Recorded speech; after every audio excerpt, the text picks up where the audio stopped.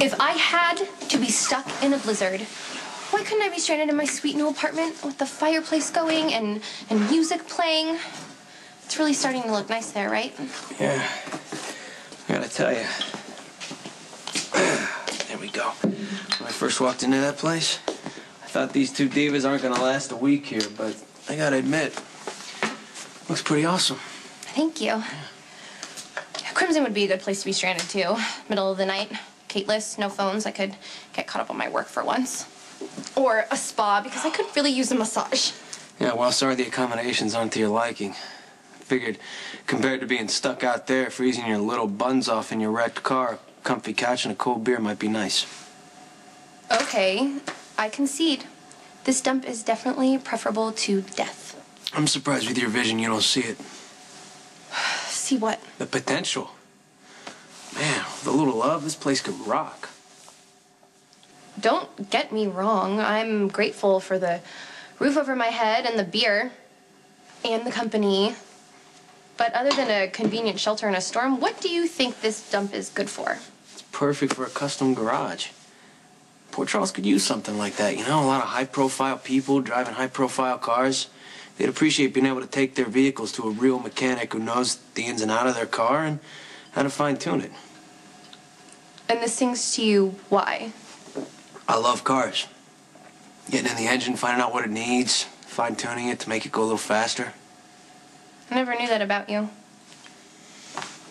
Well, when I was in high school, that's when my father was really nuts. I was virtually a prisoner in his home. I had to find something to do to pass the time, so ended up being pianos and cars. Then why in the world are you running around looking for work that has nothing to do with your passion? Mechanic jobs aren't very easy to come by, and I don't have my license. So get one. If you want to spend hours of your day in a dump like this, who am I to judge? That's what's wrong with the world today. People don't know how to believe in their dreams anymore, or even have them. I say whatever brings you bliss, go for it. Well, thanks for the encouragement, but you can say it. I think I'm delusional. I already told you what I thought. Just because I don't relate to the specifics of your dream doesn't mean I don't have one. Dreams, I've got that right down to my stilettos. What? Nothing. You just surprise me sometimes. How? I don't know.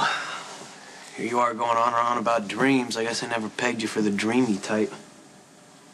Of course I am. Just practical about it. My sister, Georgie, she was the big believer in dreams. Plans, goals, setting yourself on a path to something.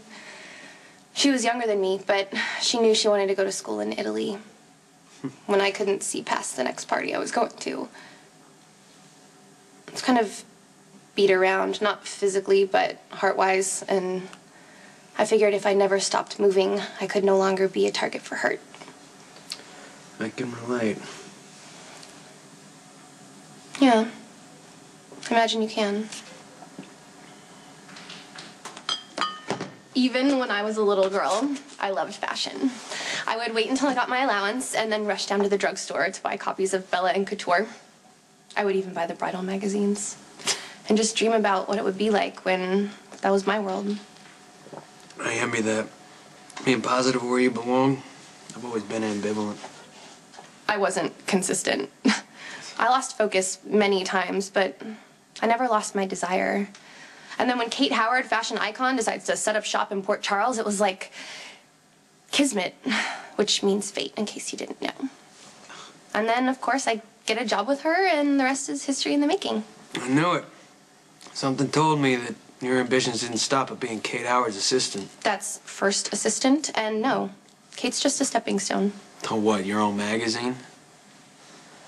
There's a time I would have said no, but working at Crimson has opened up so many possibilities for me.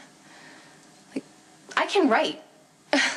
Especially about things that I'm interested in. I got to write an article on the death of espadrilles. Sorry.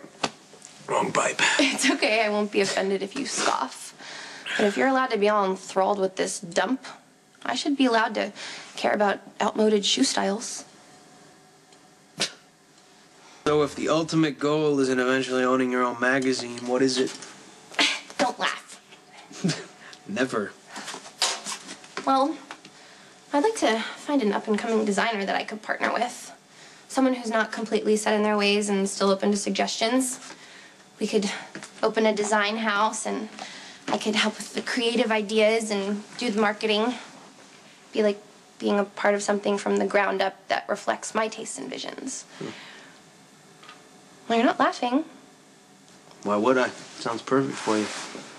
You really think I could do something like that? I got no doubt. You would have if you met me a couple years ago, BS, before Spinelli. He believes in me so much that it's hard for me not to believe in myself. That's the way Lulu believes in me. It's a good thing, right? To have someone around who has so much faith in you. Should be. It is. Mostly. Except part of me knows that I'm just gonna end up blowing it someday. Which is torture, really. Just wish I could light the match and get it over with. I know exactly what you mean.